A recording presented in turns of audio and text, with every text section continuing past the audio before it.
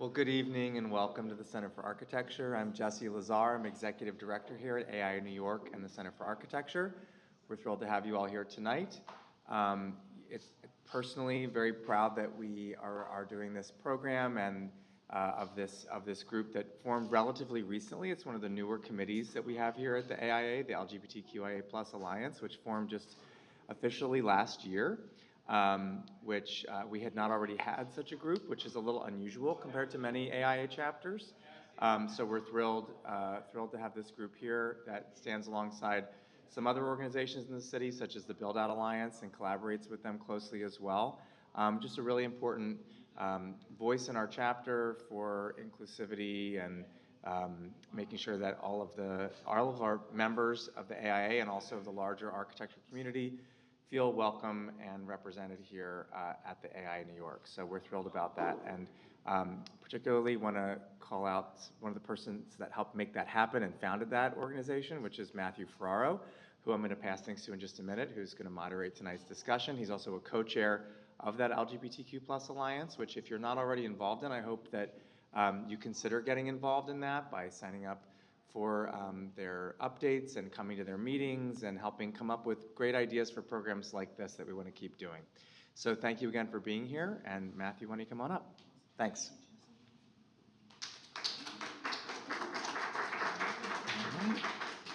All right, welcome everybody.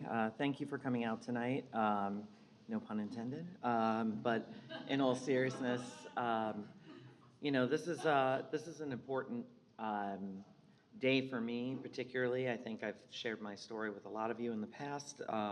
My coming out story happened over COVID, so it was rather recent. October 11th is also a bittersweet day. It's my late father's birthday. So it's one of those things where it's a very nuanced day for me. He didn't know that formally about me. I'm sure he always knew. But it's something that I'm so grateful to have been able to come to a place in my life where I feel comfortable being myself, being out, and also being an advocate for those who are both out, but also those who are still hesitant to do so. So I really appreciate the fact that both members of the community and allies are here tonight for this event. I am going to go through a little presentation just to explain a little bit of why we're here. And again, this is through my own lens of having read the book, knowing several of the authors and editors, and we have three wonderful contributors here tonight who we'll get to speak to a little bit, and you guys will also be able to ask questions at the end if you care to do so. So we're here to talk about a book that was jump-started and self-published by, what was it, 24 or 25 authors.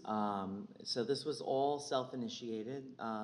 Many of these individuals are members of other LGBTQIA+ alliances throughout the country or had known individuals that are advocates for our community.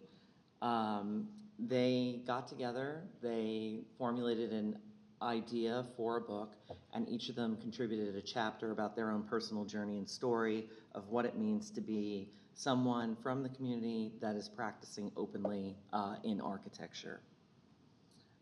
So today, basically, we're going to have, obviously, this little welcome. After I'm done going through this little intro about the book, each of the speakers will speak a little bit about themselves, and then we're going to get into an informal conversation, Q&A. And then we'd love for you guys to also participate in that. And then we'll do any closing remarks and gather and have some more wine. So the intention of all of this really is to gather the community. One of the things, as Jesse was alluding to, that really struck me over COVID was there was a lot of talk of diversity and inclusivity in gender, in race, but there wasn't a lot of talk of that in the LGBTQ+ community in architecture. So there was a void of the conversation, at least here in New York. And the whole purpose of this book, of this alliance, is that we're trying to draw people together to create a safe space, to have discussions, to also learn from each other, because although we are under this one umbrella, we all have very different stories and paths that we go through in life. So as you probably are starting to also realize, is that coming out is like this vulnerability that we have to do, right? Like we're somehow having to tell our stories to other people. And really, there's this trend now to looking at it in a more positive lens where it's inviting people in, where we're actually welcoming people into who we are. So, again, this metaphor of the porch with the rainbow chairs, it's just us welcoming everybody in to be a part of this conversation. Part of the impetus of this book and everything that we're doing as a collective is in honor of those that came before us who were maybe in less, not maybe, were in less welcoming times, who put themselves at great risk to make the possibility for something like this today to happen, to have these conversations in a very public forum. So we don't forget those that came before us, and we're also doing this for the generations that are to come. So it's the idea that we're trying to foster an opportunity for us to, understand our successes, but also look forward to what we still have to do as a collective. So what is this book, right? What is this collection of stories? Well, it's really an assemblage of 24, 25 individuals that were across the country and this network of different experiences, because it's not only the fact of who we are as a self-identity, but it's also the environments in which we live. And we have very different environments throughout the continental US, for example. So, who is this? And this is today, out of the 24 images you'll see on the screen, we have 3 wonderful representations of stories today that we're going to talk a little bit about what this meant to be not only someone who's practicing openly in architecture, but what it meant to write a story that would be published that would make them even more visible out to the public. So why out in architecture, right? Visibility, access, representation, empowerment, education, advocacy, change, mindset and cultural shifts, community, ongoing storytelling, institutional change, and one of the things that I thought was quite beautiful was this idea of joy, being very proud of who we are. We call it pride for a reason, and celebrating ourselves through these stories and through literature. And what about our allies? So, people come and support us, and allies, for anyone who's not familiar with the term, which I'm sure there are people that don't know this, but they're individuals that take action to support people that are marginalized because of who they are. So, we're thankful not only for the people in the community that are speaking, but also those who don't identify in that way that take the step to support us. So I'm going to invite 3 speakers up. We have Curtis, Landry, and AL here today with us. So if everybody give them a little round of applause for coming out.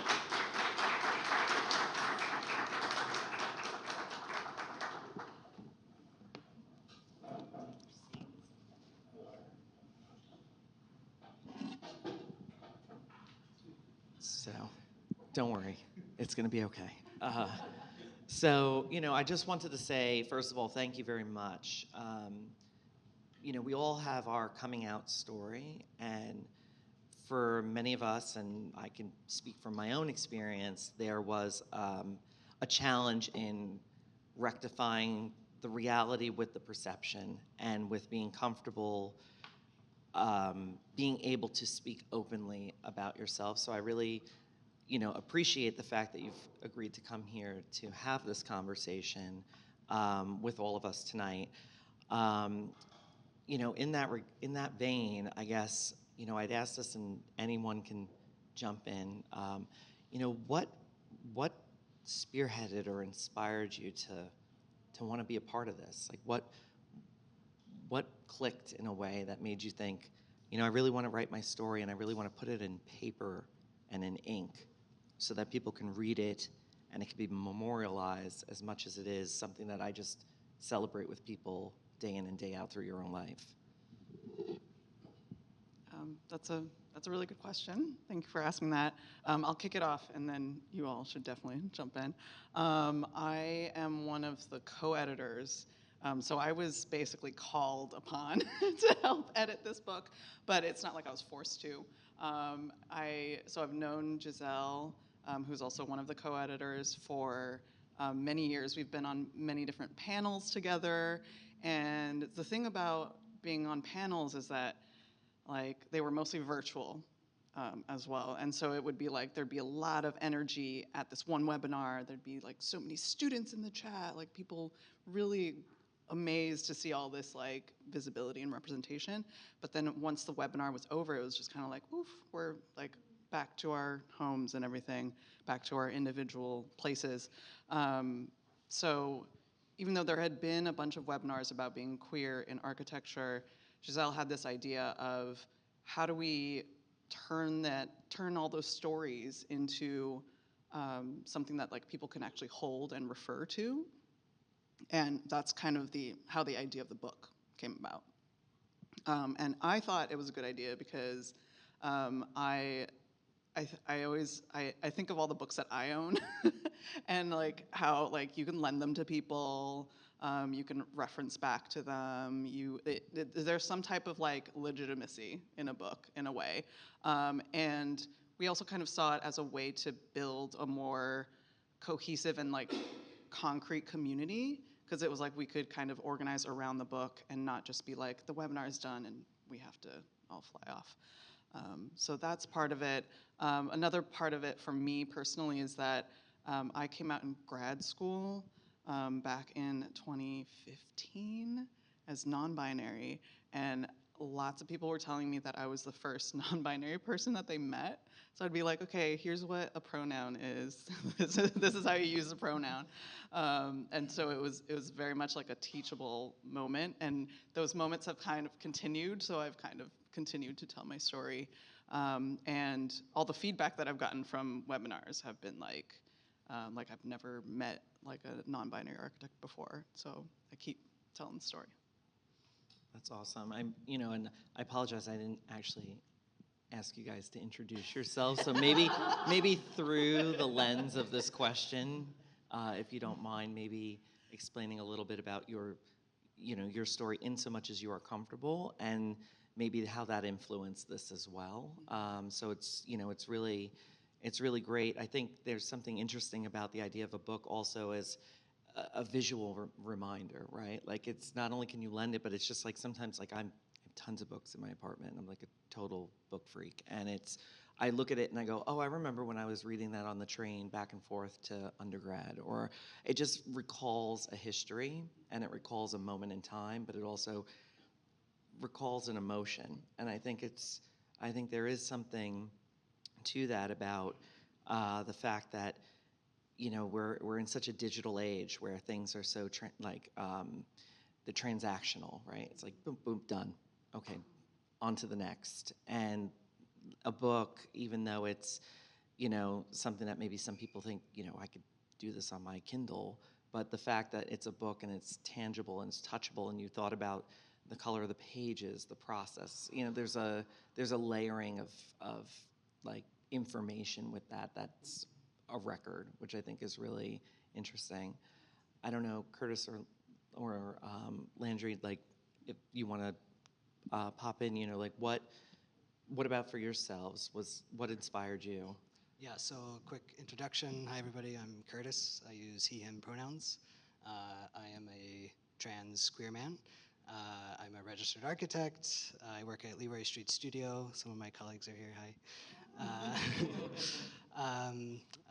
My current role at Leroy Street Studio is a construction project manager, which is kind of the other side of architecture, in contracting, and it's been a really exciting experience for me to kind of jump into that and kind of actually like validating my gender as a trans man, to be in a very hyper masculine space and being listened to and respected. So I think that's like exciting career path for me. I went to Virginia Tech, which is actually where I met Sarah, who's one of the co-authors and co-editors of the book, and she's the one who kind of reached out to me and asked if I'd be interested in contributing. And then even before school, I grew up in rural Virginia on a cow farm. and landed in New York City, largely because I needed a space to be, a support system to basically transition that was safe away from potential outfallings of my family. So I think the reason I decided to say yes when Sarah asked if I would contribute to the book is a little bit of a tangential story. I was actually on a vacation on a motorcycle camping trip in West Virginia, which I had kind of prepared myself for that trip with a close friend of mine to be a little bit guarded and wary of how out I was in that area, despite having like queer patches on my motorcycle jacket. So I had that kind of like guardedness and kind of fear going into that trip. And the first town that we like rolled into after setting up camp and just trying to find food, I was like completely relieved and surprised to find that there are all of these like queer flags hanging on the businesses and the houses, and just recognizing the immediate like relief I had from those small like tokens of allyship. And so a couple days later, Sarah had like messaged me on Instagram or an email and asked if I'd be willing to share some of my story. And I was kind of inspired by that and decided I could get over my shyness and privateness and be a little bit more visibly out in a written form. So that's why I decided to say yes. It's awesome. Yeah, I think it's really important that the or not even important, one of the things that struck me about the book was that there was a diversity of experiences and there's a diversity of representation within the community, which is, I think, one of the things that we strive for here. We don't always get within the committee. A lot of times it'll be white gay men, which, it's perfectly, I'm perfectly fine. But the thing that I think was really beautiful is that there was an opportunity to hear voices that maybe don't always see themselves even represented in forums like this as an advocacy. And I think that helps to break barriers, to create the opportunity for welcomeness and for people to have an understanding and have an appreciation of what those challenges and opportunities look like. Hi, I'm Landry. So for me, I was reached out by Amy, who's also a co-author on the book, who put me in touch with Sarah. And after she explained basically what the intention was for the book, I decided that maybe that was something that I should be part of. I am an immigrant from West Africa. Even though I'm very much out living here, I don't think I have ever been out in such a public way. There's also all these things that I've processed in my head about coming out and just being gay and Black and an immigrant living here that I've always had in my head but never really put anywhere. So this felt like almost the right opportunity for me to do that and sort of push myself and challenge myself to do it. So I was at first very nervous to be part of it, but I'm very happy I did. That's awesome. I mean, I like I said, I think it's something that I think a lot of people take for granted within the profession. I have a lot of straight friends that are just like, oh yeah, like architecture, it's like so gay friendly, and I'm like, no, no, it's not. And it doesn't mean that it's adversarial, but I think there's a lot of misconception that a creative field is automatically LGBTQ inclusive, particularly with what we do and how we overlap in so many ways with so many sectors, right? So we work with policy, we work with government, we work with contractors, we work with clients. We don't know their political affiliations. We're just like, oh, cool project. This sounds interesting. Let's do it. So it's one of those things sometimes where, people will assume there's an ease, let's say, with just being yourself and because you're in a creative field. And what I found is it's actually sometimes, at least in the past, and I feel like it's definitely getting better, that there was an absolute shyness about that. Like, oh, I better not ruffle any feathers. I better just do my job, do it well. And, if I keep my head down and nobody knows, I'll get ahead. I won't get missed for promotions. I won't get missed for job sites. I won't get missed for this. So with that thought in mind, like, why do you feel that this visibility is important in the profession, right? It's one thing to just say, I want to tell my story so that it's out there so that the world knows. But what about it relative to architecture, to each of you, makes that something that's critical and that's a continuity that needs to go forward? For me, it almost feels like it comes from a need to allow people to be able to express themselves fully in the workplace. So I feel like being out and having the book sort of remind people that we are here, and we also have challenges that sometimes may not be, I guess, so obvious to others. Sort of a reminder that we still need to create spaces where everyone feels like they can fully express themselves. Yeah, and maybe just to add to that, I think having more people visible makes it easier to like change systems that aren't necessarily fitting to queer people, right? Of all varying experiences. Not that we all have the same experience, but kind of point being that we have different experience than the kind of default like power systems that are embedded in architecture or varying fields related to us. So I think just like having more visibility to create a like more critical mass to like affect change is important. Yeah, I totally agree with what you guys are saying. Definitely to create change, because I think about how I do a lot of research on design standards and think about like how those come about. Like, does it come about because of the design profession? Does it come about because of cultural change? And I think it's a little mix of both. And it's like that cultural change also needs to happen within the profession itself.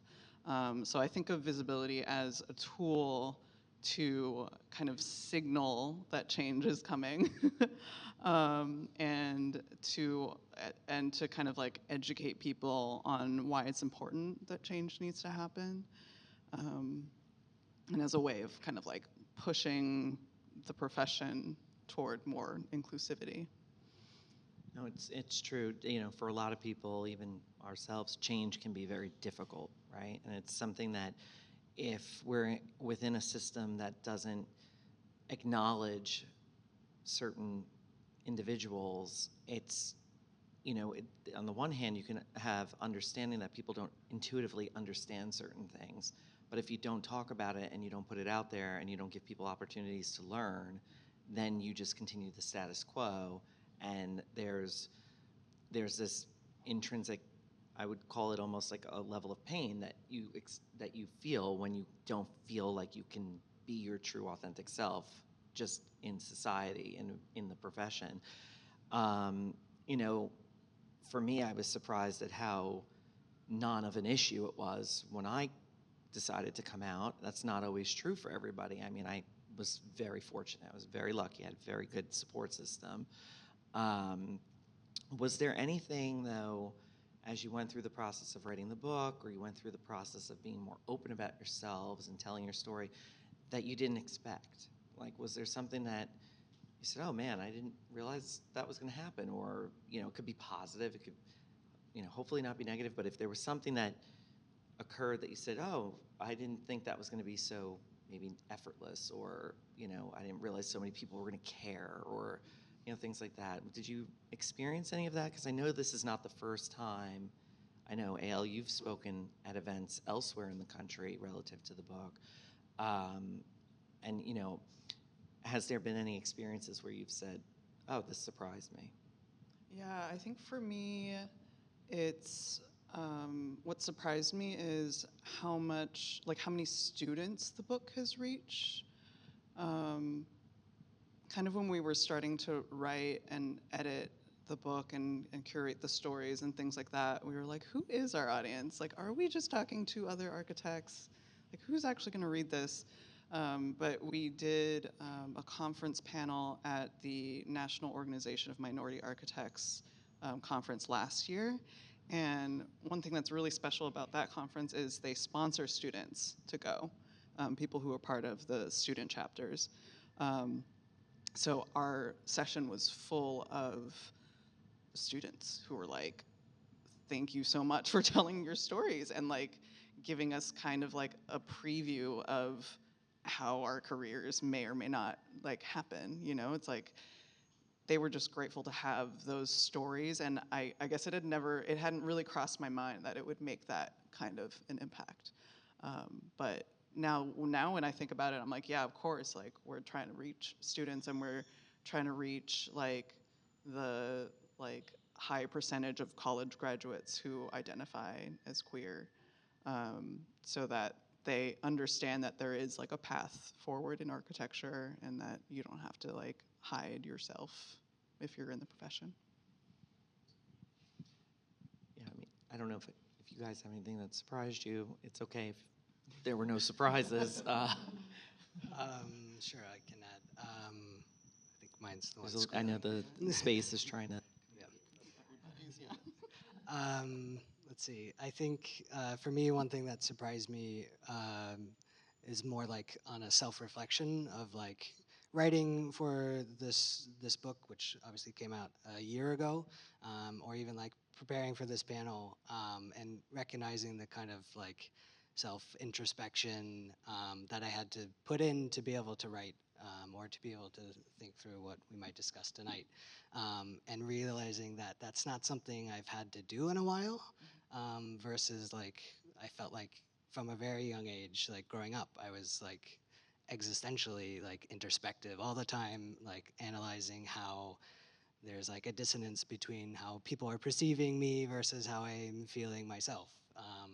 And like that always kind of being top of brain and doing a lot of work, and like then recognizing that, okay, like I've medically transitioned and have been just living and being me for a number of years, and like recognizing there's like a big, like, for lack of better terms, weight off of my chest, trans pun there, but like the like privilege of not needing to occupy like that headspace for so long, was like a surprise to me of like, okay, I'm like pretty comfortable in myself, for some time. So I think that was an exciting like realization of some like ease unexpected from the book.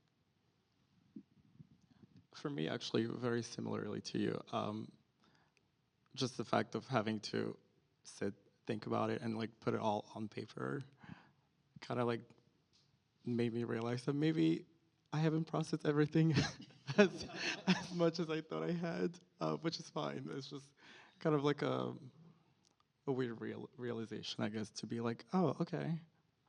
I guess that's why it was hard for me to want to write it, and now I guess there's more work to be done. Yeah.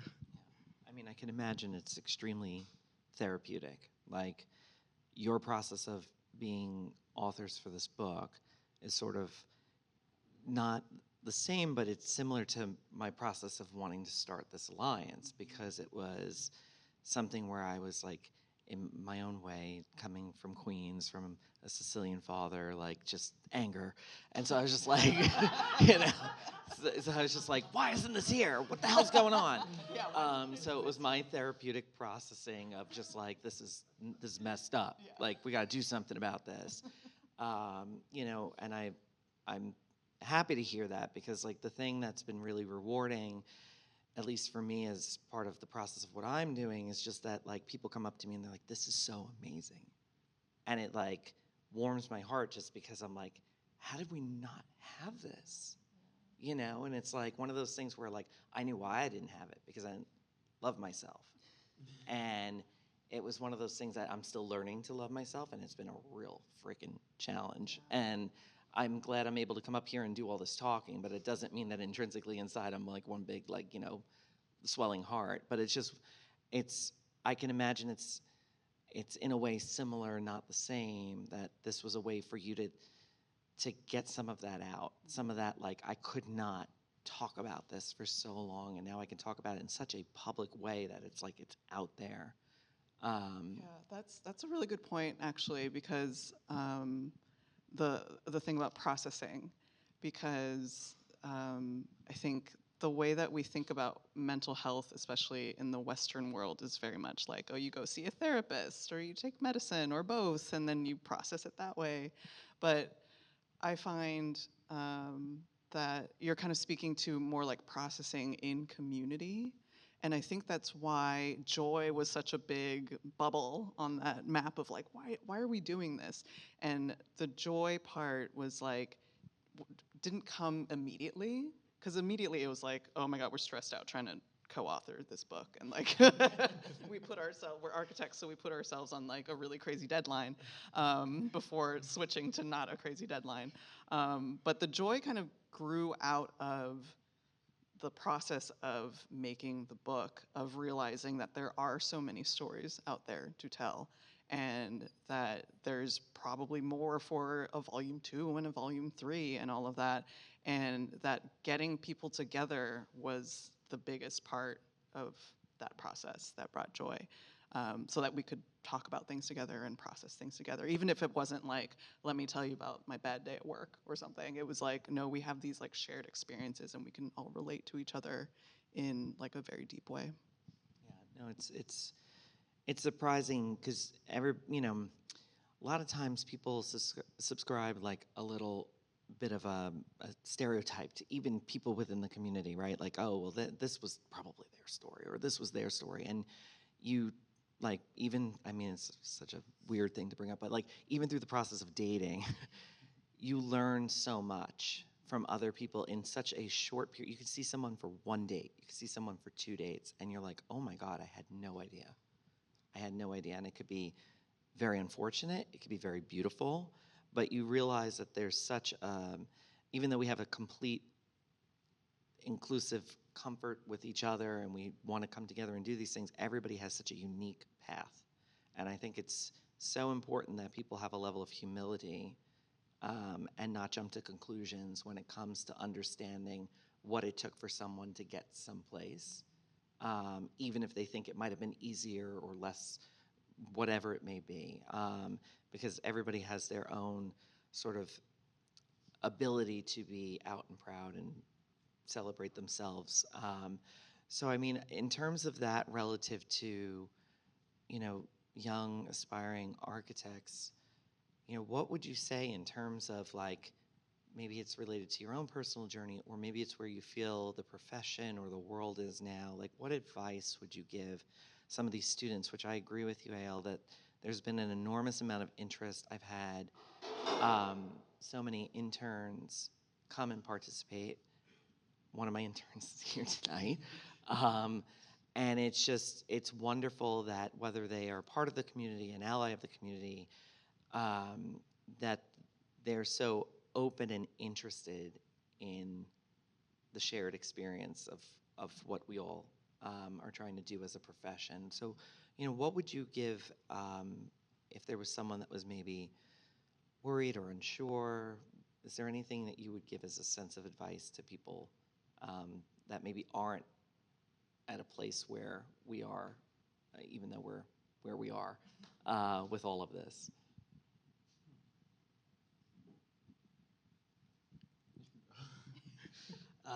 Yeah, I guess I would just say, I think for me, I make, like personally, I make some assumptions about how people are going to react to me, especially in like construction contexts for being out. And I'm not necessarily always trying to be out and visibly like acknowledging my transness in the workplace. It often just doesn't come up. And I think that's maybe like the bit of advice is like, don't stress it, because like be who you are, bring what you want to share to the table, and like keep what you want to keep, and just know that like in a professional setting, like it usually doesn't matter that much. It's usually about the work, and if you're coming there to do the work and share some of your personal side, like it's going to be accepted, and if it's not, there are people who will make it better for you and fix that. Yeah.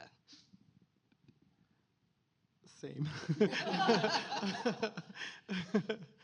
I was gonna say something along the line of try not to, I guess, police yourself or hold yourself back. So very similar to what you were just saying, because at least the way I see it, there's already so much pressure that will be put on you. So you don't need to add more to yourself.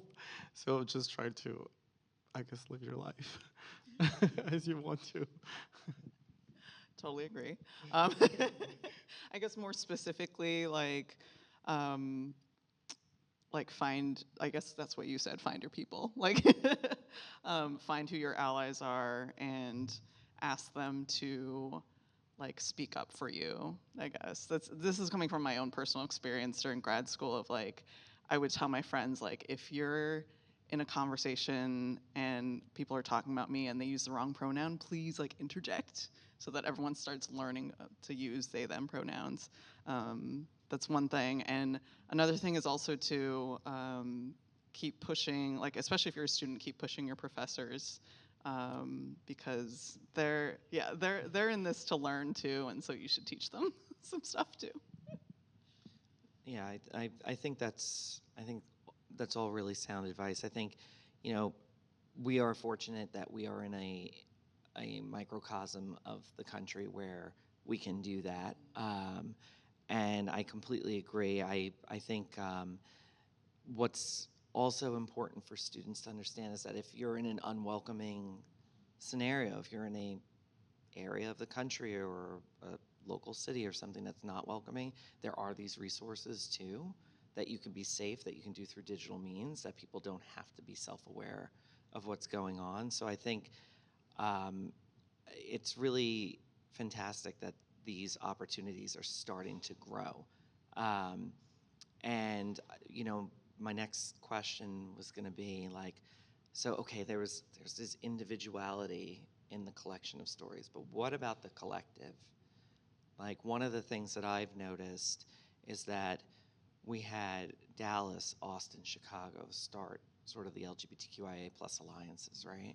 And then all of a sudden we crept in and we were like, we want to do this too. And then all of a sudden across the country is creeping in, and it's starting, DC has one.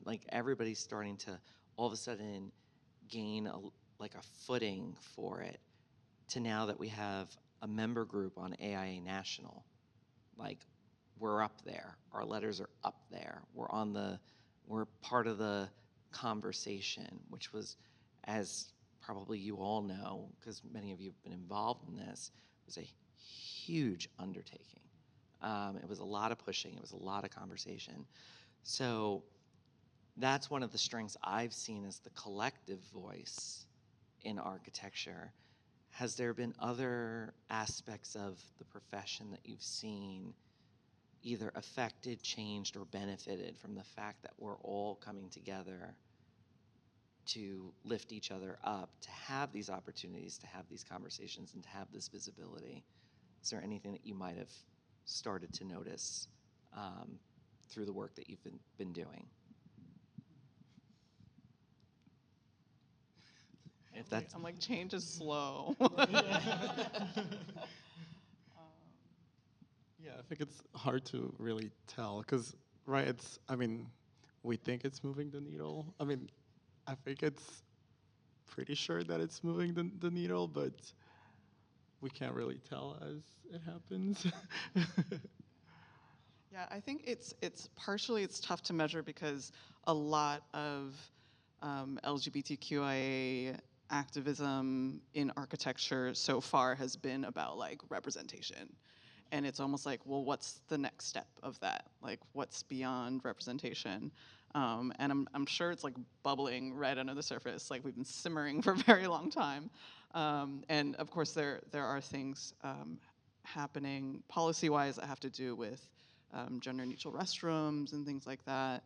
And there's more and more kind of queer-friendly or queer-centered housing being built in larger cities. But I feel like it's just the beginning, and we're I feel like we have a critical mass now, but I feel like it's going to grow even larger in the next few years, and that we're going to get more and more vocal about changes, I think.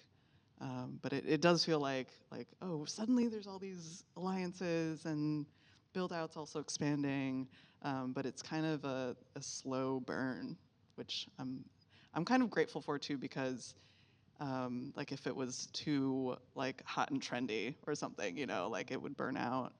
But there is a lot of momentum kind of moving this along. I tend to agree, and I think, a lot of this was started decades ago. And you saw a lot of, the first thing I did when I was thinking about all this advocacy was like, oh, what happened in the past? And you read about it, and then you're like, well, where are they? Where'd they go? And I think the thing that we're seeing now, and my hope is that it continues on that trajectory, like you're saying, is that it's a slower accumulation, but that there's, the national attitude has changed, laws have changed, rights have changed. So there's been fundamental progression in our profession, but there's been fundamental progression from, 100+ years of advocacy to just be equals, right? So I think that those could work in parallel. And I think what's happening now is that there's more of a wider acceptance and understanding of the community, and it's not seen as a psychological disorder. It's seen as an innate characteristic of who that person is, and it's taken a really, really long time for people to understand. And what my hope is that, just even seeing this message board on national, which we all, no offense to national, but we all know that it's not as maybe organized as the local chapters, but it's just, and there's no monitoring, but there's someone in like Nebraska that's just like, oh my God, this is so cool. How do I do this here? Because they didn't know it was happening, right? So I agree with you that I think it's still representation level, but I still think that's super needed. I still think that we take a lot of that for granted. And I think once there's enough visibility, I think some of the inclusiveness, because we're going to be more open with ourselves in our practice, will naturally come to the designs. I think we'll be less concerned about, am I going to ruffle feathers by bringing up something that, pertains to something that I know is important to certain people, versus, censoring yourself because they'd be like, what are you talking about? So my hope is that the work that you all have done, the work that we all continue to do, continues to lead that advancement in the profession. Part of that too is like, do you guys have any thoughts on like what, the thing I don't love is when we segregate individuals into little boxes and say, well, what's so unique about you and why is that better for architecture? But since we're all here, like because we're talking about ourselves and what's important to us, is there something that you think from our community as people who live and breathe and eat and sleep and function as part of the, as a gay man, as non-binary, like what does that bring to the profession? Is there something that you think we bring to the profession that's unique?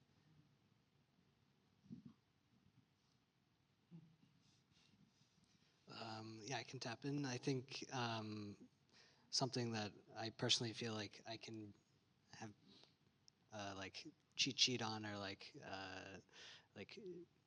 personal experience of being in different bubbles of like very different social constructs, I guess, like growing up being treated and socialized as a woman, and feeling wrong and weird there, and feeling othered there, and like learning how to interact and communicate with people in that space, and then after transitioning, like having the context of operating in a very like male-dominated field in the construction site like context, like being able to, I guess, like empathize with people, or like just know innately in myself that like the types or the ways that people like hear me from like just my voice or my presentation, where they didn't hear me before, and like having that firsthand experience and like knowing, like being able to see like female colleagues being talked over or something, and like obviously we all know that and like acknowledge that, but like being able to like firsthand know that experience myself, I think is like a helpful like tool to empathize and be able to communicate with people, be able to communicate with an angry like subcontractor on site who's like, you know, you can see his toxic masculinity like bubbling over, and like realizing like I don't need to rise to that. I'm not like intimidated by his masculinity. Like we can like settle it down. I think that's like a cool thing that I personally attribute to like my trans experience. So like, yeah. For me, it's I'm not sure if I should think of it as a good or a bad thing, but just sort of this idea of like malleability, and like at least I feel like I grew up always like thinking about what the other person was thinking. So just being able to imagine myself in other people's shoes, I feel like it helps me in the profession. Especially I work in residential design. I feel like that's super important. Um, but yeah, I don't know if I want to think of it as a good or a bad thing. But yeah. Yeah, no judgment. For me, I always think about how queer people throughout history have always found ways to survive and found ways to live their life like the way that they wanted to, even if they were like super, super oppressed and weren't out at all. And the history books like write them a certain way, you know? But that all makes me think that because queer people have kind of lived outside the box, that means that we're always kind of thinking outside the box. And I feel like like that personal experience always translates into, or can be translated into, design thinking outside of the box and like process thinking outside of the box. And so yeah, that's what I think. No, I would agree with that, and I actually I think it's a good thing. I know that it maybe didn't come from a great place, but it does make people that have that awareness. It makes them more empathetic, not only to each other in the profession, but it also makes us empathetic to our clients and to a set of priorities, right? And that's what architecture is all about. It's just a series of priorities to be problem solved for a unique client, project, site, etc. So I think, those are things that I don't know that people automatically recognize, right? Because that's just you. That's just intrinsic to our being. It's not something that you'd say, well, because I'm this, I know how to do this. It's just part of our lived experience. So I appreciate you sharing that. And I just have one last question, and then I would like to maybe turn it over to anybody in the audience that has questions for the panel. But the last thing is, like, I talked about how I don't love putting all people in these little boxes, but okay, we have all these little boxes, right? But sometimes we check 2 of them, sometimes we check 4 of them, right? There's a large degree of intersectionality in who we are as individuals. And do you think that there's something either that can be learned from other marginalized groups that have had to work their way up to be treated on an equal playing field, or is there something that can still be done with other other groups that are opportunities for us to grow sort of on a equal plane? So I don't know if that resonates, but I don't know if there's things that maybe through your experiences through NOMA, through your lived experiences, et cetera, that you would think are some things that the queer community should be paying attention to and should be not only thinking about what we need to do as our own set of individuals, but with a greater cause. Yeah, that's a really good question, because I feel like activism and advocacy is stronger when people work together and learn from each other. For me personally, I'm constantly learning and relearning a lot of wisdom from Black feminists, Black women feminists who have written books, or Black trans people who are very vocal about their experiences, because I feel like they're at the the intersections of all intersections.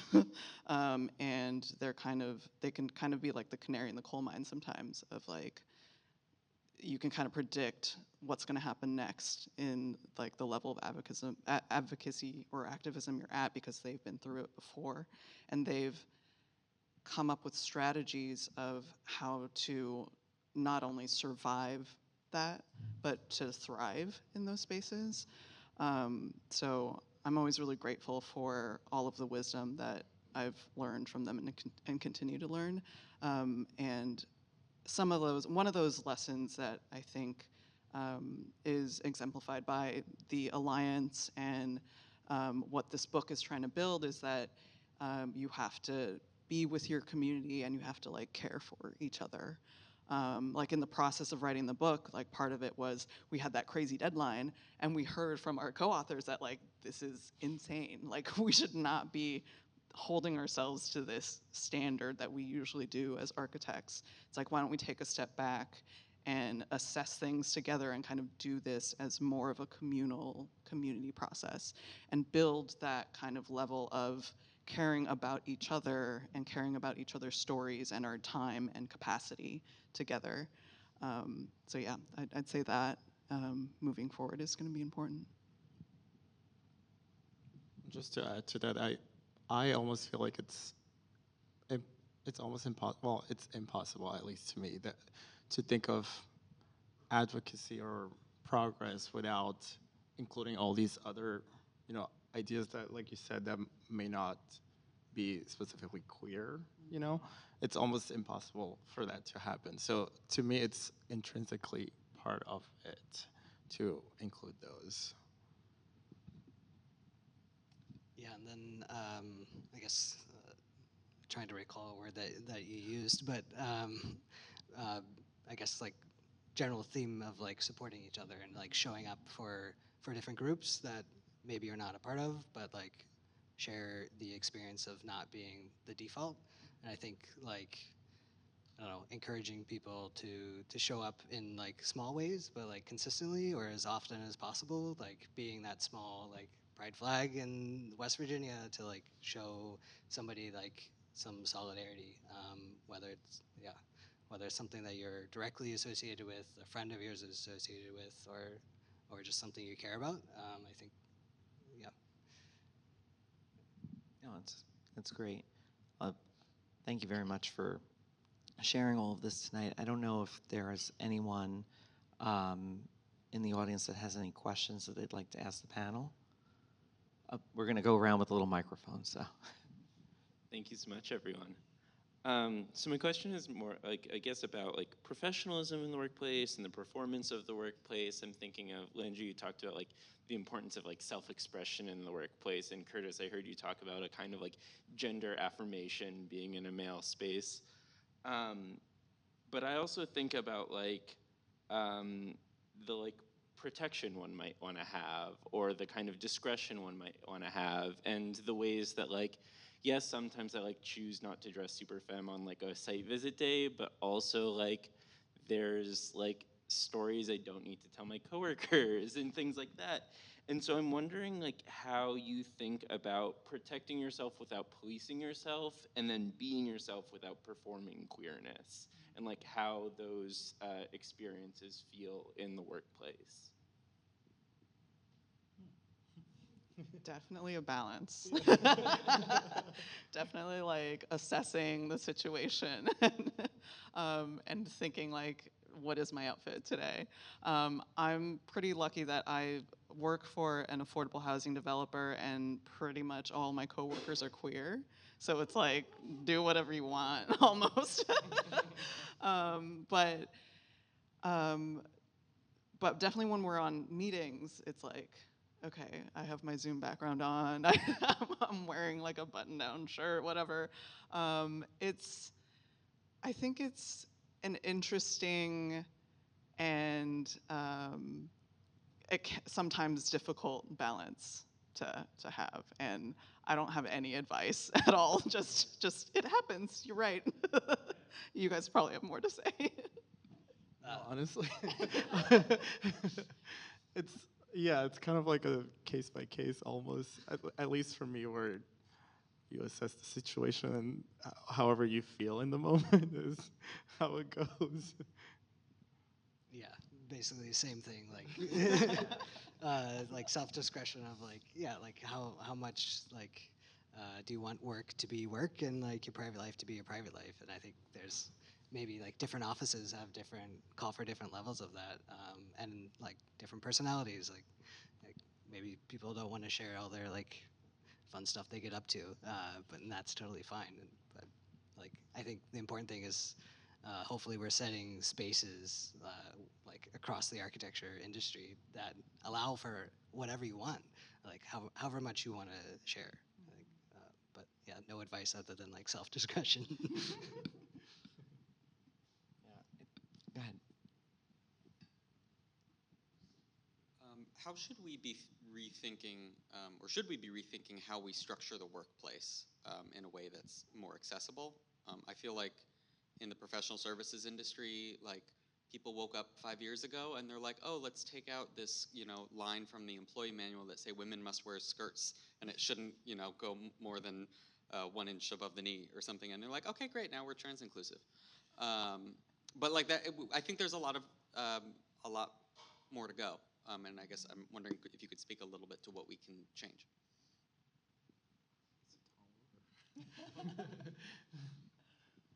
Yeah, I mean, I think that maybe depends on like firm to firm, practice to practice.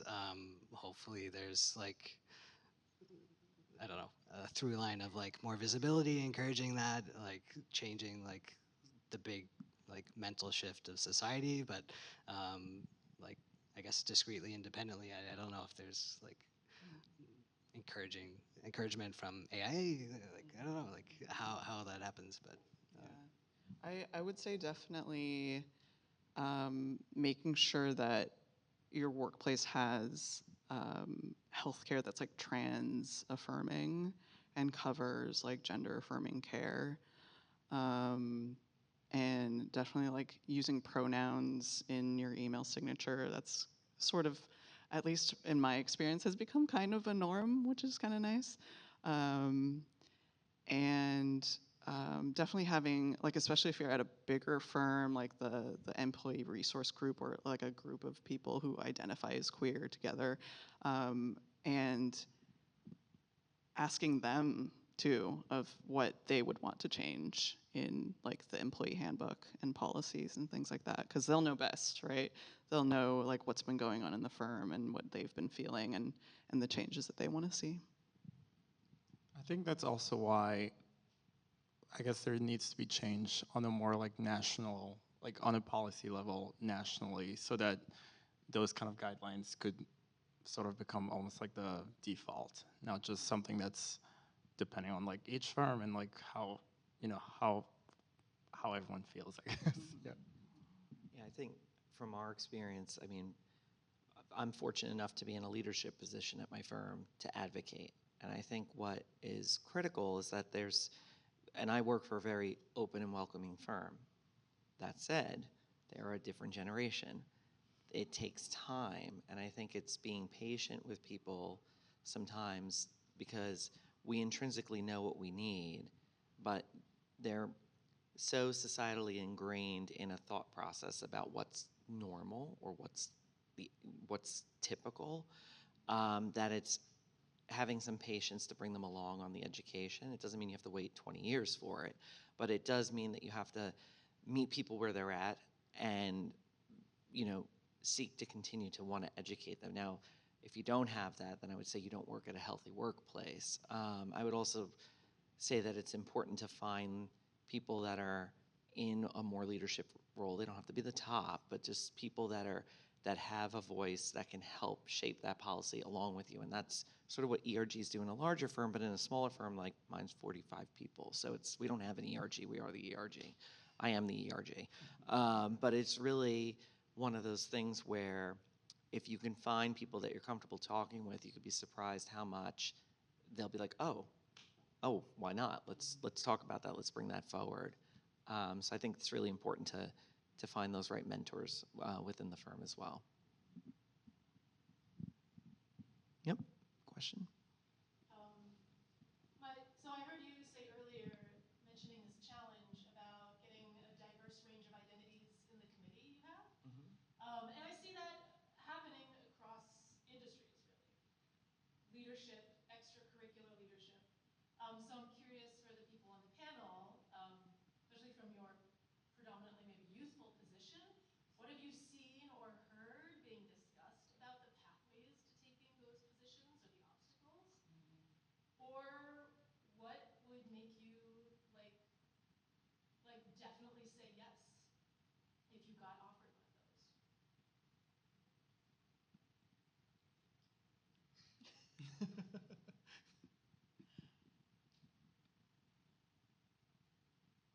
I think part of it for me is I see how stressed out people in leadership are. And I'm like, wow, do I want that? Like, things are gonna have to change a lot for me to want to live that life. That's one thing. The other thing just slipped my mind because the stress just came over me a little bit. Oh my God. Like what kinds of things would change? Definitely like work-life balance, I think. All of the people in architecture leadership that I know, but just like leadership in general, are like seem to be working around the clock and like don't turn off, and like maybe have tried to build more work-life balance but are not succeeding. And it like takes a toll on their life. Yeah. Yeah, It's, second that. it's almost like it doesn't really matter how much, I guess, representation or outreach or whatever there is if it's for someone to still end up being in a stressful position. So yeah, maybe that's where we start. It makes me think of like, is there a way for more leaders to come together and like share the load? You know, like, I don't know. I can't even. I'm trying. Yeah. I don't, not to be staring at you, but. I'm like, thanks.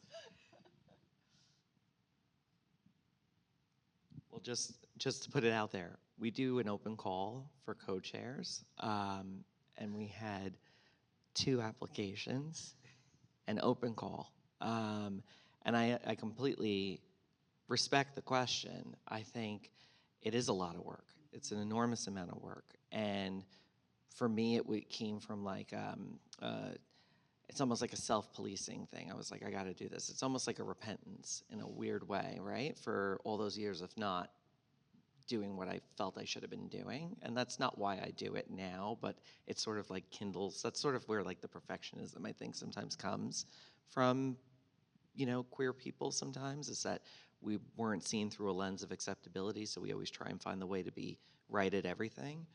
I think it's just reaffirming the word and getting the word out there. And I would, and I mean this very seriously, I would welcome that anybody in this room, please do come to our committee meetings. They're fun, we have wine, and it's not a lot of work. It's the work you want to put into it. Like as a co-chair, we try and inspire people, but honestly, there's a lot of people in this room that do a lot of the work to make these events happen. So it's a shared responsibility, and I think the more we keep talking about it and the more people of different representations come to these events, the more they're going to say, oh, okay, I can see myself as part of this. AL happens to be moving to California. She was the other applicant that was for co-chair, so that was the only reason. Not she, they. Oh, sorry, they. Oh my God, sorry. But that's why we couldn't do that. So, and I had one other applicant. He's a great guy, but he's a fellow white gay guy. So and there's nothing wrong with people stepping up and wanting to do the work. It's just the thing that we talk about in a lot of our committee meetings is making sure that comprehensive representation happens. You know what it is, though? What's that? It's capitalism. Yeah, it always comes back to capitalism. Like every panel I'm on, it's like, you know what it is? It's capitalism. It's just like people are overworked and don't have time to volunteer for things like that, because then it's cutting into their work time or rest time, and you gotta protect that. No, that's very true. Yes. To piggyback on, I was also thinking just like the overarching patriarchy, you're talking about like not dressing too femme, you're talking about wearing your button down on Yeah. a particular day, you're talking about being on a construction site, with like sort of, I mean, and you're also talking about people in upper management who are still largely men who maybe like things are taken care of at home and they don't care how late they're, it's just like such a pervasive trickle down. There was no question there. Thank you, for calling out that cycle. Yeah, totally. Are there any other questions? Oh, yeah. I feel I'm just wondering, I know what a trans man is, I know what a trans woman, and by the way, Mr. Trans Man, I would have never known that you weren't born a man, except that you mentioned it, just for your information. Maybe you've heard that a lot. But I don't really totally, I'd like to know, is there a book I could read that would help me understand the non-binary thing? The only thing I can think of off the top of my head is the Native American term two-spirit. Is that related? It If is that's related. It is related. Okay, then Yeah. maybe that's enough. I could figure it out from there. Okay. That's definitely one place to start. Okay. But That- if there's any, maybe that's good enough. Yeah. It's definitely a good place to start. Native Americans had two-spirit as a gender for way longer than non-binary has been a term. Anybody else, Yeah. I think.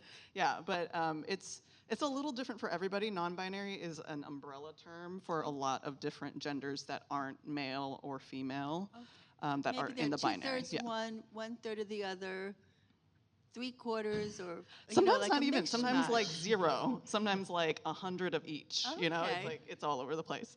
So But you then sometimes yeah. it just makes me wonder: is it based on the idea too much that little boys should wear blue and little girls should wear pink, and then it goes off from there into these separate quadrants or something? Yeah, that's kind of where it starts, yeah. And then it turns into much more sinister societal, systemic things. All right, I'm going to ask one semi-taboo question. Did the non-binary folks ever think of having new words besides they and them, like something like CEY and CHEM or something? Because that's one of the difficulties, is having to reorient those words that used to have a certain meaning and now they have a new meaning. Okay, everybody got used to the word gay and whatever, pride, queer, we now all know. So maybe that's the whole thing. It's just that it's the beginning, kind of toward the beginning of this new use of the word. So we'll all get used to it. I think I see that on your face, and that's what's happening. So that's okay. But I just thought I would mention it, and now I don't have to mention it again. Thank you all so much. Offer a little bit. I have family that are not very good at using they, them pronouns, and my partner uses they, them pronouns. And a thing that I use to kind of encourage them and remind them when they're like, that doesn't make sense in English. And I remind them that it does. Like, I always give like an example of like, for instance, if we're at this event and you're helping clean up and someone leaves their bag and you say, oh no, someone left their bag here. Let me take it and I hope I can get it back to them. You've just used proper English and they, them pronouns to refer to a single person. So I think it's just like learning. We're still here to hear this because he was like an editor and he has a little trouble with the they and them. But I'll try to remember what you said. Yeah. It's also just like the evolution of language. I feel like language is always evolving. So this is not the first time that there's something that like sort of takes on like a different meaning or a more nuanced meaning. So that's just how things evolve. So yeah, something to embrace. Yeah, and kind of go back to the color thing. pink was actually considered a boy's color for a while because it was like a masculine, like fire, I don't know, like color. And that's like completely flipped. So it's like, as humans, as a society, we're constantly making things up, and it's just kind of like, yeah, getting used to it. And I also want to add the younger than us, that generation, don't even bat an eye at questions about gender, about using they, them pronouns, about using other pronouns besides they and them that they've made up. Just to add to what you said about the color thing, that I had an art teacher years ago who said that blue is the mother of all colors and red is the father. So pink and red are related. I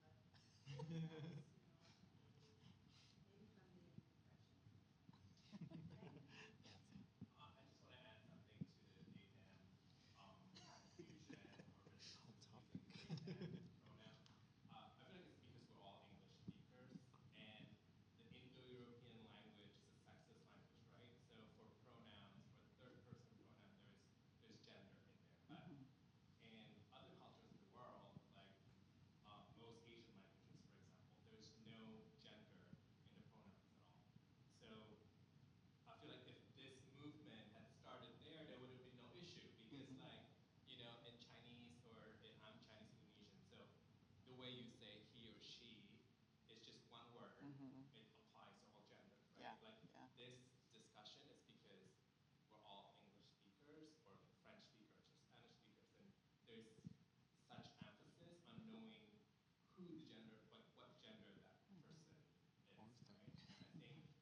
And I think once people can go beyond that superficial, I feel like I call it superficial because we forget that there are other languages out there in the world that don't focus so much attention on the he or the she or the it, right? It's just like one word for it. It's like the third person pronoun. So that's, I just want to add to that, to the conversation. So will there ever be a they America instead of Mr. America or Miss America? Will there be like a they America? That's a good question. Well, we'll see. Is a question in the back? Yeah.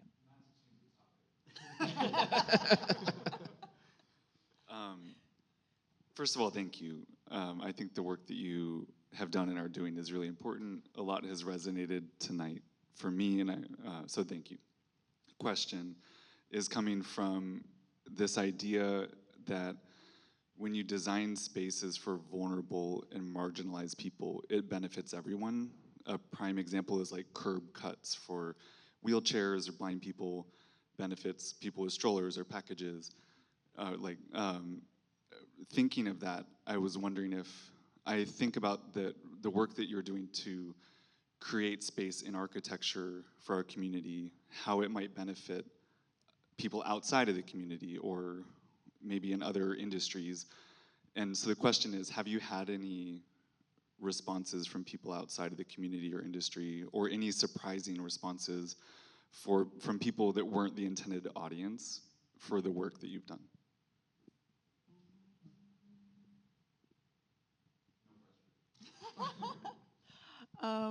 I brought this example up, but I think the NOMA conference was kind of a surprise.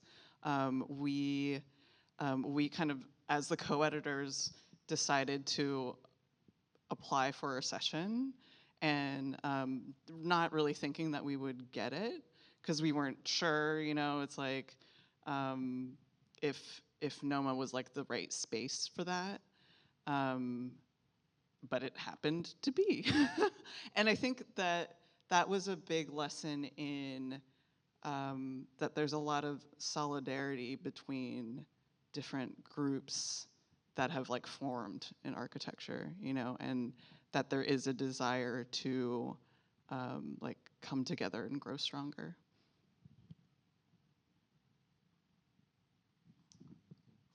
Yeah, I think one of the things that we're learning through conversation is we're trying to change the plumbing code, for example, right? And so we're trying to, our alliance, along with policy, along with build out, are working with the New York State and New York City representatives to change the plumbing code to provide a path for as of right for non-gendered restrooms. And one of the things that we've had through conversation that we're learning is that, like, great, it lets anybody feel comfortable going to use the facility, which is just a biological necessity in life, right? Nobody should have to go and feel like they can't go into a place where they have to do something to survive. But we're also learning, okay, so that is for the representation of our community, but then you have parents who, you know, it's a father with their daughter, you know, who, you know, and they have, which bathroom do I take them in? You know, and you're realizing that that benefits them. Or you have someone who's in elder care that has to take someone to a restroom and take care of them. They may be of two different genders from how they identify. That benefits them.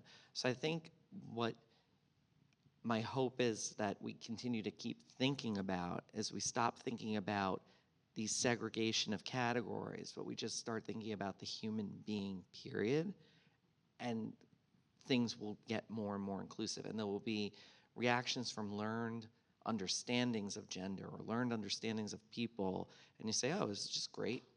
It was like the curb cut. It was great. Someone in a wheelchair, you know, an elderly person with a shopping cart, a blind person with the tactile response, or visually impaired that they can still see, they see the red. What's the harm? It's one thing, you know, it's not, it becomes something for everyone. So I think we're at the precipice of learning what that is, because we're starting to identify as part of our efforts to make things more inclusive for us. We're going to say, oh my God, I didn't realize I was going to benefit so-and-so. So I think it's almost like an early question to ask. It's a perfect question to always have on the top of the board when designing and thinking about being more inclusive for all. Yeah, I actually thought of one more example as you were talking. A nonprofit developer that I work for, we're working on 2 different LGBTQIA focused housing projects. One is shared supportive housing for formerly homeless queer youth, and then the other is senior housing that's specifically for older adults who identify as LGBTQIA. And in both of those situations is the recognition that, like, when you're coming off of the street, or if you are an older queer person, you may not have like a built-in family support system, or your support system was like out on the street, or your support system was like your chosen family, right? And then for senior housing, it's like you get this 1-bedroom apartment and you live there and you're kind of very isolated. So we were thinking very much about, like, how do you create like a older adult queer community in a building, and thinking about housing as a community. And also the same thing for that shared supportive housing of, like, how do you make it so that, like, you're coming off of the street and you're not immediately just in your own 1-bedroom by yourself. How do you still kind of have that community built in? And I think that way of thinking about housing is something that could potentially benefit a lot of other housing projects in the future too. Are there any other questions?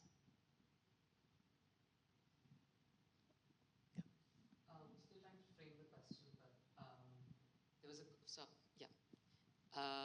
so there was this was mentioned earlier about what's the next step. Like, there's already since over the last 5 or 6 years in practice and in the larger canon of architecture, queer representation has been on the rise, and there's been a lot of conversation both academically and also in practice, which is great.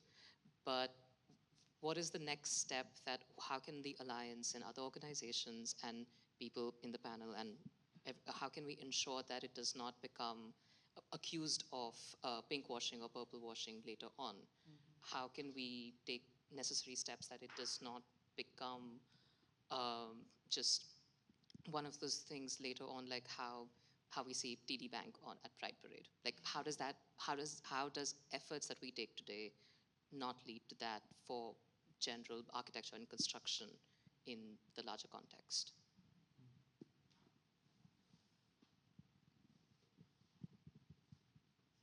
That's a really good question.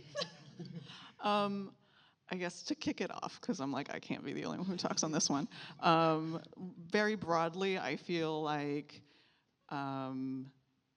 the organizations should have some type of like policy agenda, because I think there are a lot of people kind of like working on different things in different large firms, and I think they're starting to talk together, or they have been talking together. But it's like, how do we coalesce all those conversations into actual change that we can see, and then start to like actually like document it in some way? Because you're right, it's like like marching in the Pride Parade together is great and has been great for a few years, but how do we connect that back to architecture and design, and the way that we practice and the way that we teach is going to be really important.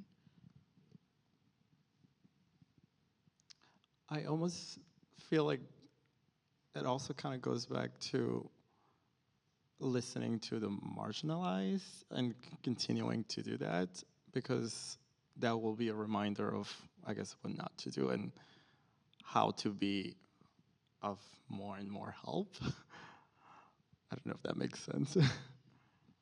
Yeah, I think I'm losing the train of thought there, but like having the more visibility is helpful, right? But it's like not just the visibility; it's having actionable things, policies that are listening to people. I think, like, yeah, not just having visibility for visibility's sake, but like what's the next thing, and like, yeah, I guess establishing like. Yeah, I mean, I think it's practicing what you preach, right? And so it's not always easy when you're like, oh, we got this really lucrative job, but they're, an anti-LGBTQ client, or there's roots from finances that come from that, and you have to say to yourself, well, am I going to do this job because it's a really cool job, or am I going to turn this away and take a political stance or take a personal stance? And I think the thing that we have to remind ourselves is not to just get swept up in the excitement of things, but always look back and be critical, because it's easy to want to accept things in and assume it's coming from a good place, but then not questioning it. So that relates back to policy, but it also relates back to like, what are your core principles? So like, as a firm owner or a firm participant, are you going to participate in a project? Or are you going to say to your partners, or are you going to say, I'm not doing this? I think it's the same, it's true for these alliances. The beautiful thing about the alliance is we have a little bit of autonomy, right? Like, we're under the AIA umbrella, and we have to be critical of AIA.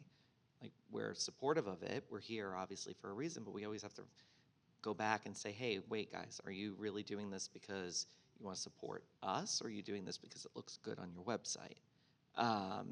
And for now, the feeling and the sentiment is they want to support us, but we don't want to get comfortable to a point where all of a sudden leadership changes, we think it's still for that reason, and then we're just a placard. It's like LEAD. Like, great, you got LEAD. Boom, you're sustainable, right? Like, and you can cheat the system, right? So again, it's like not cheating the system and being true to the whole impetus of why we're doing this for each other. No offense to LEAD.